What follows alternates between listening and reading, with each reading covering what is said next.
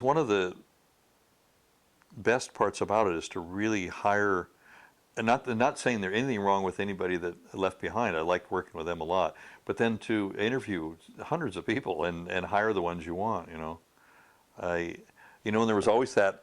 They say, well, there was that balance between likability and skill. And I don't think I ever hired anybody that was underskilled necessarily, but I remember reading management books by the guy who DeLorean one time, and he said, if you're going to make a choice, if there's a choice, hire the people you like to work with, because yes, they need a skill level, but just because someone's skill level is out through the roof, and you have a good skill level here, hire the people you actually want to work with. And it's one of the things I used to emphasize in meetings with the model shop, that there was the fun factor. We'd put it in big letters. It needs to have a fun factor. Or not even that it needs to, it will have a fun factor. And the model makers took that and ran with it for sure. It wasn't a small movie, but our participation, it was really small. At the beginning of Out of Africa, there's a model shot. And that was that, they wanted a big wide open veldt without any habitation or anything like that in it. And there's a lot of places in Africa that has something out there somewhere. And they found the spot that they wanted with nothing there, but they needed a train. They needed a early 20th century African train traveling across, woo, as the credits came. So the model shop made up an early 19th century African train with, I think there was even a giraffe head sticking out of something, out of a car. So, that was just a very small amount of the budget for something like that to do.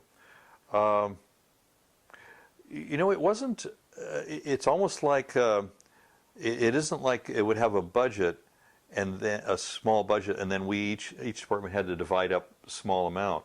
It would be like if somebody wanted only, like the train and Out of Africa, they basically just paid the model shop or paid ILM for the model shop's time. So yes, when things with big budgets came in, it was like, really exciting and embarking upon the next year and a half worth of activity. But some of the smaller ones were still real challenging too, to come up with a solution.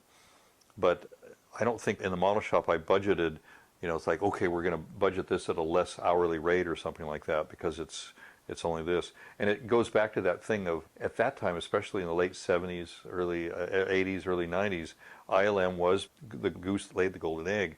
So film companies would come in and say, that train in Out of Africa is really going to be a plus for us. If we will pay that amount of money to Lucasfilm, ILM. And a lot of projects like that had small amounts in it that, added, and they probably a little bit of free publicity too. Somebody talked about it somewhere, It was worth it to them. But it wasn't like we cut our hourly rate or anything like that for a small, because we had them in waiting. It was like they were a waiting room outside of people who wanted to come in with their films. We were looking over our shoulder, but we tended, as long as you had a lot of work, if there was a lot of employment, it wasn't as worrisome as the periods of time when all of a sudden when the work started to really disappear. And more films would be done, say, just with CG and not model at all. And that started to happen, '05 or something like that, maybe? Yeah, the film thing was always it was always a roller coaster, and then for a model shop, it really became an extreme roller coaster. A lot of them were fun, but sometimes in retrospect, what it was, some of the ones that were the most difficult and really challenging can leave the biggest smile on your face. First couple of years, I didn't want to have a clock in the model shop either, because of a previous experience of like clock watching. When the worst thing in the world is to work at a job where you have to look up and go, oh my God, the clock has only moved 5 minutes, and I thought it was like a half an hour. And I had worked at a job like that at one time, even though it was an industrial design job. It was just, it's like kind of oppressive. So at first I didn't even want to have a clock in the room, but people would just work, and all of a sudden it started to turn dark, and it was like, oh God, it must be late.